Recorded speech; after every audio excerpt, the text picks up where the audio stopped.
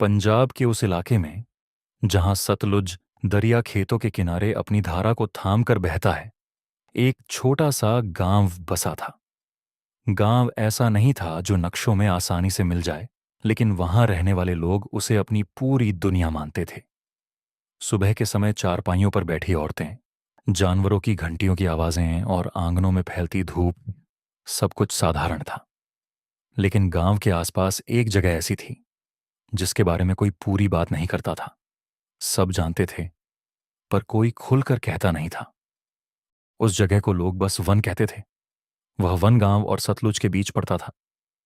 दरिया के पास घास ज्यादा हरी और ऊंची उगती थी, इसलिए गांव की औरतें रोज सुबह वहीं जाती थीं।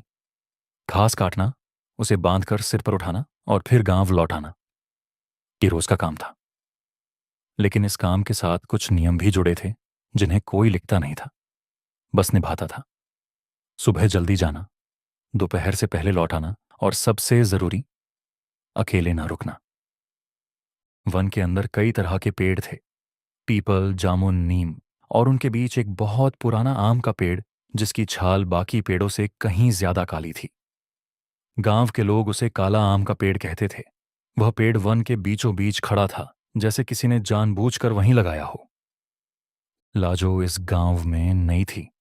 उसकी शादी हुए अभी कुछ ही महीने हुए थे। मायके की गलियां, वहां की पहचान, वहां के लोग, सब कुछ अभी उसके मन में ताजा था। ससुराल का यह गांव उसके लिए नया था, और यहां के नियम भी। वह बाकी औरतों के साथ घुलने मिलने की कोशिश करती थी, लेकिन कई बातें उसके समझ से बाहर रहती थीं। उस दिन भी वह बाकी औरतों के साथ घास लेने गई थी। रूपा उसके पास पास ही थी। रूपा इसी गांव में पैदा हुई थी और वन के बारे में उससे बेहतर कोई नहीं जानता था। घास काटते काटते जब सूरज ऊपर चढ़ने लगा, तब रूपा ने लाजो से कहा कि देर मत करना। लाजो ने हंसकर बात टाल दी। उसे लगा कि ये सब पुराने डर हैं जिनका आज के समय में कोई मतलब नहीं। घास काटते समय रूपा ने उसे एक कहानी सुनाई। उसने बताया कि बहुत साल पहले वन में एक बूढ़ी औरत रहती थी। वह अकेली थी। उसका एक छोटा सा कच्चा घर था जो काले आम के पेड़ के पास बना था। गांव वाले कभी कभी उसे खाना दे जाते थे, लेकिन कोई ज्यादा देर नहीं रुकता था। एक दिन वह दिखाई देना बंद हो गई। कई दिन बाद जब लोग उसके घर तक पहुंचे, तो वह आम के पेड़ के नीचे मरी हुई मिली, अकेली, बिना किसी के। तब से लोग वन से बचते हैं, रूपा ने कहा। लाजो ने कहानी सुनी, लेकिन उसे लगा कि ये बस डराने वाली बातें हैं। उसने ज्यादा ध्यान नहीं दिया। जब औरतें वापस चलने लगीं, तब समय का अंदाजा किसी को नहीं रहा।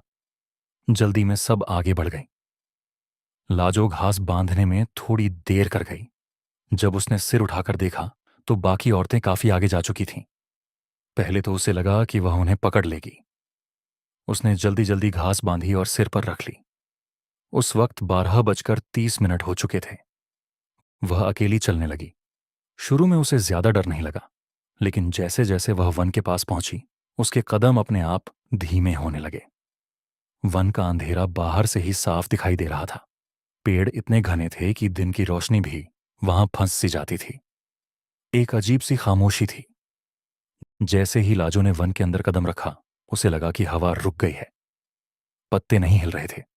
पक्षियों की आवाजें भी गायब हो चुकी थीं। सिर्फ उसके पैरों की आहट सुनाई दे रही थी, और कभी कभी ऐसा लगता जैसे कोई और भी चल रहा हो। वह रुक गई। पीछे मुड़कर देखा, कोई नहीं था। उसने खुद को समझाया कि यह थकान है। उसने फिर चलना शुरू किया, लेकिन कुछ कदम बाद फिर वही एहसास, जैसे कोई उसके बिल्कुल पीछे चल रहा हो। इस बार उसकी सांस तेज हो गई। दिल जोर जोर से धड़कने लगा। घास का बोझ अचानक भारी लगने लगा, जैसे किसी ने ऊपर से और वजन डाल दिया हो। उसकी गर्दन झुकने लगी, कंधे दुखने लगे। बस थोड़ा सा और, उसने खुद से कहा। लेकिन कुछ ही कदम बाद उसे घास नीचे रखनी पड़ी। वह थक चुकी थी। पसीना उसकी आंखों में जाने लगा। उसने घास जमीन पर रख दी और एक पल के लिए सीधी खड़ी होकर सांस लेने लगी। तभी उसने सामने देखा। वन के अंदर काले आम के पेड़ के नीचे एक बूढ़ी औरत बैठी थी। लाजो का शरीर जमसा गया। उसकी आंखें पहले उस औरत के पैरों पर गईं, पुरानी घिसी हुई चप्पल। फिर उसकी नजर ऊपर उठी, सिकुड़ी हुई त्वचा, झुर्रियों से भरा चेहरा और बाल जो सफेद नहीं बल्कि मटमैले थे। वह बूढ़ी औरत सीधे लाजो की तरफ नहीं देख रही थी। उसकी आंखें कहीं और टिकी हुई थीं, जैसे वह किसी ऐसी चीज को देख रही हो जो दिखाई नहीं देती। लाजो बोलना चाहती थी, लेकिन आवाज गले में अटक गई। तभी बूढ़ी औरत ने अपना सिर धीरे धीरे उसकी तरफ घुमाया। उसकी आंखें खाली थीं। अगले ही पल वह खड़ी हो गई और लाजो को पकड़ लिया। उसका हाथ अस्वाभाविक रूप से ठंडा था। पकड़ इतनी मजबूत थी कि लाजो छूट नहीं पा रही थी। उसे लगा जैसे कोई उसे जमीन में दबाने की कोशिश कर रहा हो।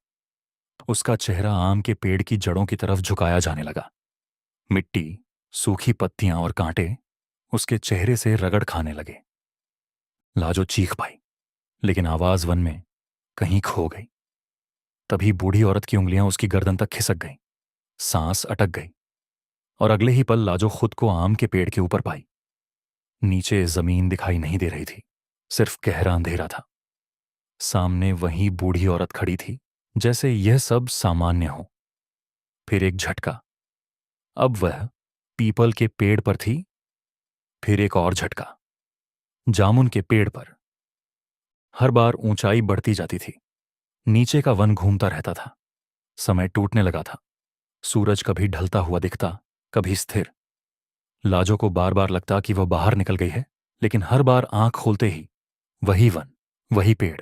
अंत में उसे फिर काले आम के पेड़ के ऊपर पटक दिया। उधर गांव में जब बाकी औरतें घर पहुंची, तब उन्हें एहसास हुआ कि लाजो उनके साथ नहीं है। बात जल्दी फैल गई। गांव के लोग पीपल के पेड़ के नीचे इकट्ठा हो गए। सबको उस वन के बारे में पता था। डर साफ दिखाई दे रहा था। कुछ आदमी हिम्मत करके उसे ढूंढने निकले। जब वे वन में पहुंचे तो उन्हें चीखने की आवाज सुनाई दी। जैसे ही लोग काले आम के पास पहुंचे, किसी ने उसका नाम पुकारा, लाजो। जैसे ही सब लोग वहां पहुंचे, बूढ़ी औरत अचानक गायब हो गई। लाजो जमीन पर गिर पड़ी। उसके चेहरे से खून बह रहा था, जैसे किसी ने उसे मिट्टी से रगड़ दिया हो। जब लाजो की आंख खुली तो वह आम के पेड़ के नीचे पड़ी थी। गांव वाले उसे उठा रहे थे। उसे गांव लाया गया, झाड़ फूंक करवाई गई। लाजो कई दिन तक बिस्तर पर रही। रात को उसकी नींद टूट जाती। वह चीखती, मुझे ऊपर मत ले जाओ, मुझे छोड़ दो। धीरे धीरे लाजो ठीक हो गई। उसके चेहरे के घाव भर गए, शरीर में ताकत लौट आई और दिन के समय वह फिर से बाकी औरतों के साथ बैठने लगी। देखने में सब कुछ सामान्य लगने लगा, जैसे वह घटना सिर्फ एक बुरा सपना रही हो। गांव वाले भी यही मानना चाहते थे। किसी ने दोबारा उस वन का नाम नहीं लिया, किसी ने काले आम के पेड़ की बात नहीं की। लेकिन लाजो खुद जानती थी कि कुछ खत्म नहीं हुआ है। रात के समय जब पूरा गांव सो जाता, तब उसकी नींद अचानक खुल जाती। उसे लगता जैसे उसकी गर्दन पर फिर से वही ठंडक फैल रही है। वह उठकर बैठ जाती, पसीने से भीगी हुई, और आंखें अंधेरे में किसी ऊंचाई को ढूंढने लगती। कई बार वह अपने पैरों के नीचे जमीन को हाथ से छूकर देखती, जैसे यकीन करना चाहती हो कि वह अब भी नीचे है। एक रात उसने सपना देखा कि वह अपने आंगन में खड़ी है। सामने वही काला आम का पेड़ था, लेकिन वह वन में नहीं, उसके घर के बीचों बीच उगा हुआ था। उसकी डालें छत से भी ऊंची थीं और उन डालों पर कोई चल रहा था। सुबह उसने यह सपना किसी को नहीं बताया। कुछ दिन बाद सावन का महीना आया।